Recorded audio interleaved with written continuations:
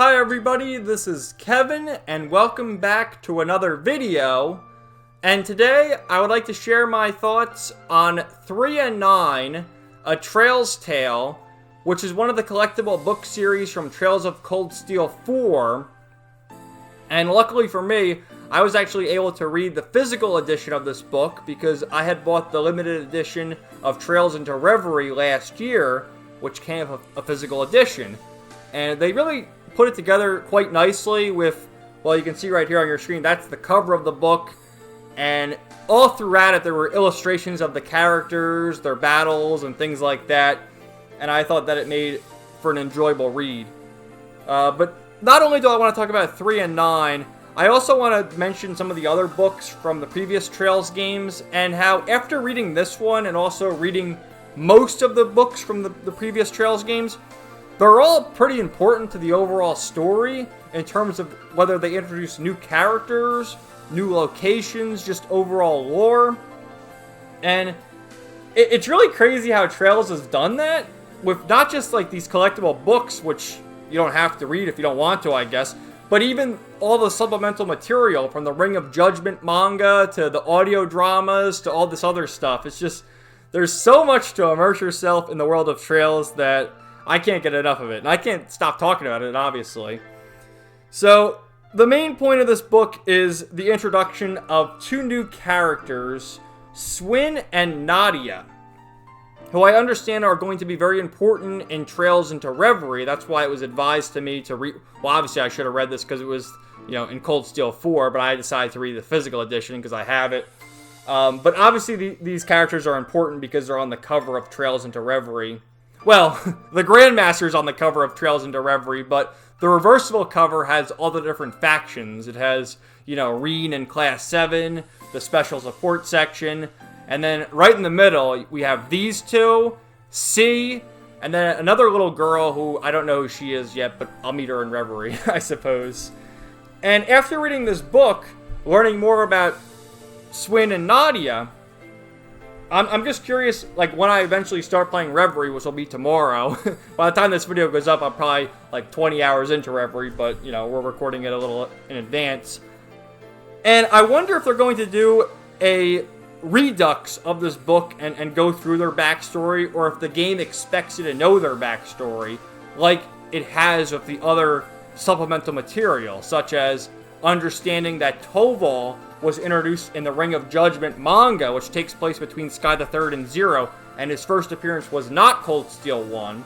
And then also learning more about Kai and Tilia in the manga, and then also the audio drama from Cold Steel 2. So once you get to Cold Steel 4, and you see these 2, it's like, who are these 2 characters? Well, I knew who they were, but you aren't reading up on it, I guess. But anyway, aside from 3 and 9, before I get into more about the plot of that, I just want to go over some of the other books from the previous Trails games, and, it's just fascinating to look back at something like Cornelia, which I think was introduced in Trails in the Sky first chapter. It might have been second chapter, but I'm pretty sure it was first chapter, and how that's the story of Ein and Toval, because once you get it, I think it's Cold Steel 2, actually. You can collect them in Cold Steel 1, but then you can get them again in Cold Steel 2. And Sarah says something about it. Like, oh, you should read that book and learn about our friend Toby, And it's a story of Ein and Toval, which is so cool. There's the Doll Knight, which references the 13 factories and archaisms and Potomater and things like that. Which, again, that might have either been first chapter or second chapter. And if it was first chapter, because we don't even know about Ouroboros until the end of first chapter. So that's just some really great foreshadowing. And then as far as the 13 factories go, I don't think we even really learned about them until Sky the Third, and then definitely with Azure with Professor Novartis. So there's that. Gambler Jack, which in Sky the Third, there's the one door where you can play the Blackjack minigame, but you also get some lore about Gambler Jack. And he's there with this other girl. I forget the girl's name. Because it's been a while since I played Sky the Third. But I remember it. It was Gambler Jack and this other girl. And they're from Calvard. So I wonder once I get to Kuro no Kiseki, or Trails Through Daybreak, as it's going to be called, like, is Gambler Jack going to be a party member or a significant NPC, or what's the deal there? That'll be so cool to look out for that. Of course, you also had Back Alley Dr. Glenn, which talks about a doctor from Remeferia. And we know Remeferia as the country that funds St. Ursula Medical College. And of course, Dr. Salen and even Lucy Salen are from Remeferia. There's it's a shorter story. It's not like a complete novel like these other ones. But the St.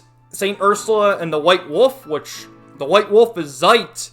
And then they mention that Cecile has embodied all the qualities of St. Ursula, and she has a scene with Zeit. I think it was in Trails to Azure. So it's just cool sort of connect all the dots there. You have Red Moon Rose, of course, talking about old Granny. Granny Crimson Roselia, or as Emma calls her, Grandmother! You gotta eat your vegetables! So learning about that. Which, you know, that takes place in Heimdall with, like, the vampires and stuff. Which I guess Granny Rose is a vampire, right? So, anyway. What else was there? Oh, of course, the Black Records. Which, if any of these books are required reading, it's definitely the Black Records. And I'm still amazed that they made the Black Records a New Game Plus item in Trails of Cold Steel 2. And they locked out that scene with Thomas and Rosine. So if you didn't look up that scene on YouTube before starting Trails of Cold Steel 3, you're probably like, what the hell's going on with Rosine and Thomas? What do you mean? There's like, oh. But I saw it. And then you could actually reread the Black Records in Cold Steel 3. They're collectibles again. So there's all that stuff. And then, of course, 3 and 9. So the big takeaway from 3 and 9 is that it's fascinating. We've seen all these factions and secret organizations throughout these games, whether it's Ouroboros or what was the one called? I forget what it's called.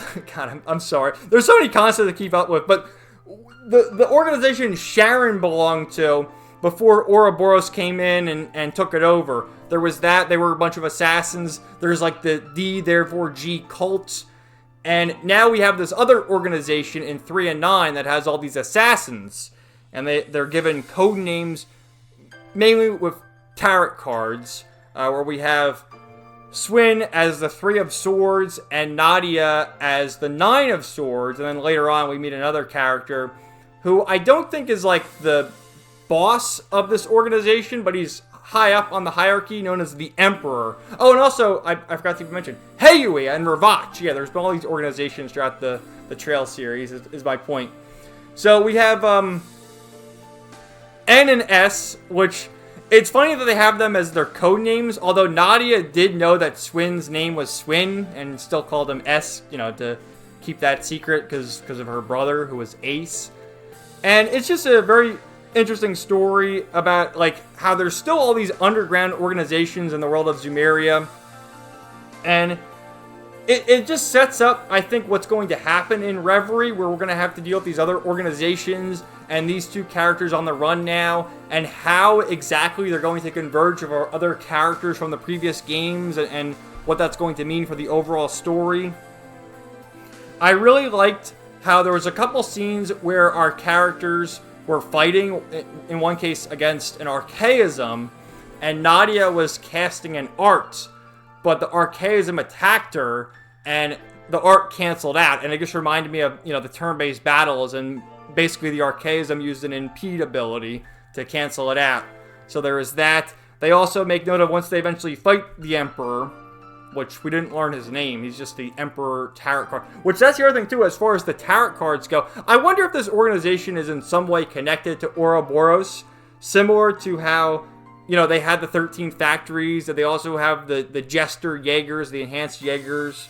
They had the Stall Ritter for a while. I wonder if this organization is connected to Ouroboros somehow. Because Ouroboros, they have the 7 Anguisses, but they also have their characters, or not the Enforcers are based on the tarot cards. Like Campanella is the Fool. And I think wasn't he the Death tarot card?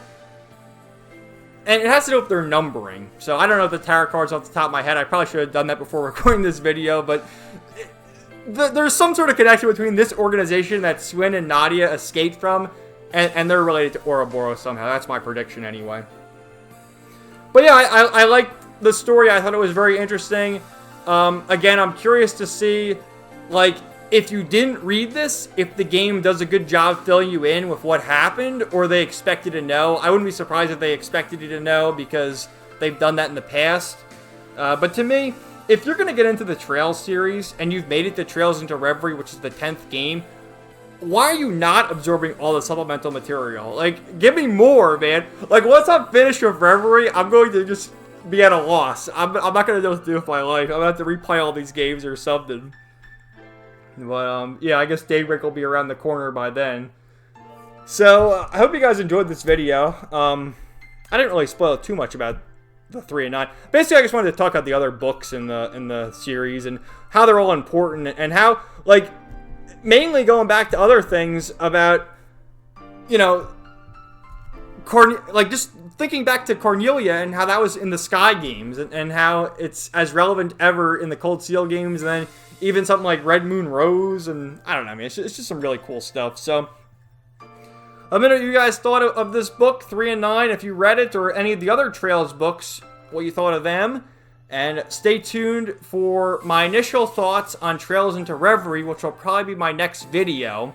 At the time of recording this, it's actually March 1st, and I had finished Trails of Cold Steel 4 the other day, and of course uploaded my review of that on the Friday, on today, actually. I think it went up.